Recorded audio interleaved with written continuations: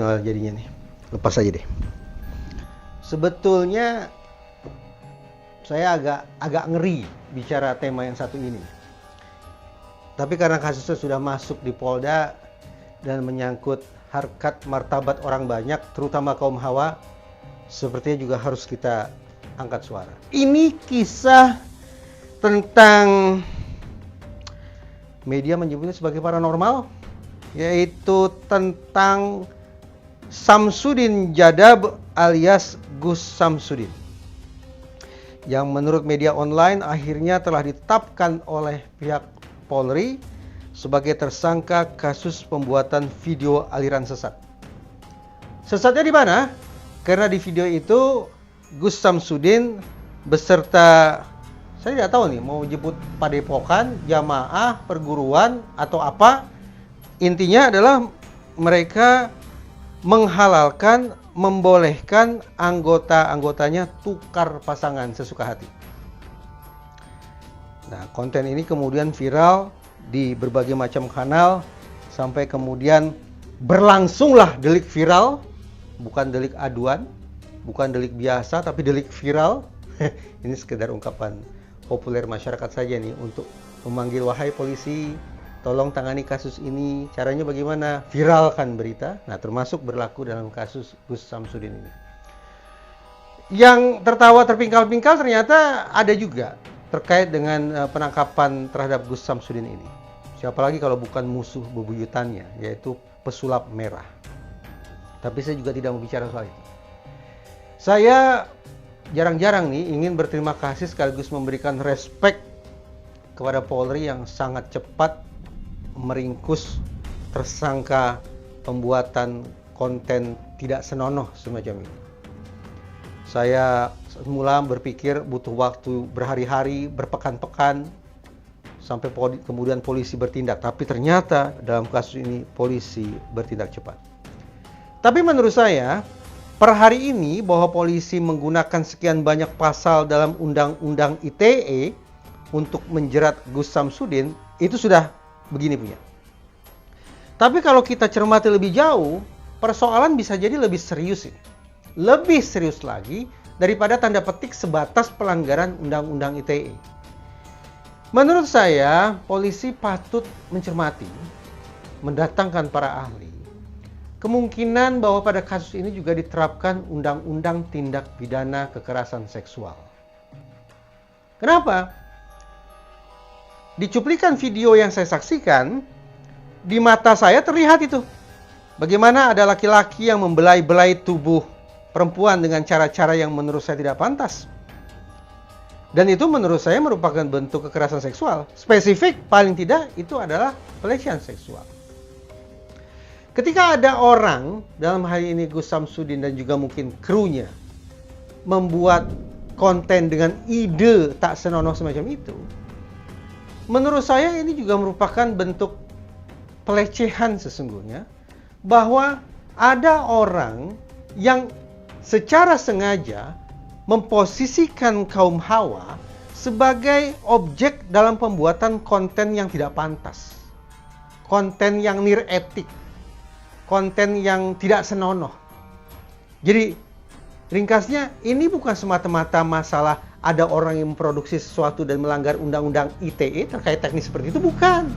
Tapi lebih mendasar lagi, ada orang yang berpikiran ngawur, berpikiran jahat untuk menjadikan perempuan, menjadikan kaum hawa sebagai objek pembuatan konten yang tidak pantas. Yang perkiraan saya, konten itu dibuat sedemikian rupa agar kontroversial, sampai kemudian viral dan mungkin mendatangkan manfaat secara finansial.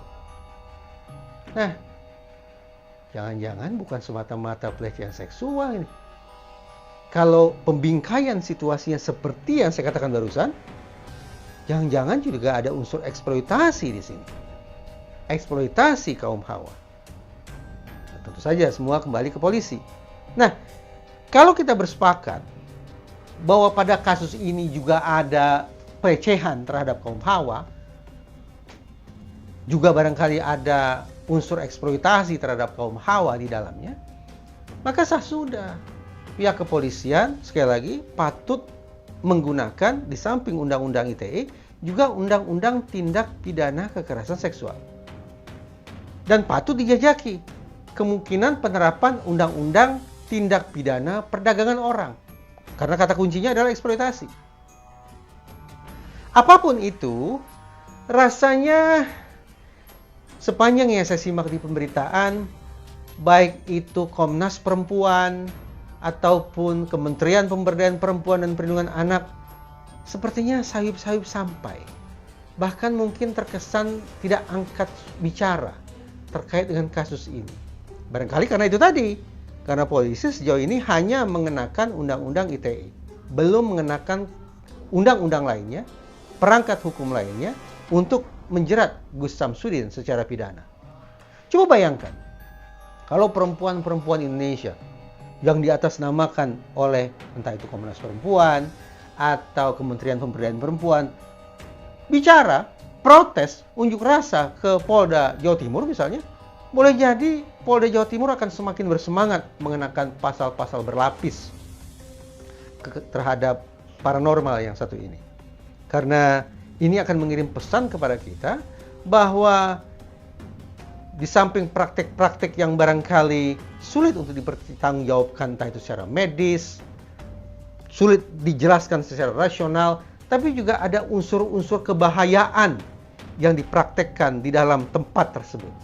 Entah itu padepokan atau apapun namanya. Nah, saya berharap kasus-kasus semacam ini tidak berulang. Artinya, tidak ada lagi tuh orang-orang pintar yang mempraktekkan cara-cara yang mengandung unsur pelecehan, terutama ke kaum perempuan, untuk mendapatkan popularitas, untuk mendapatkan manfaat keuangan atau apapun sebutannya.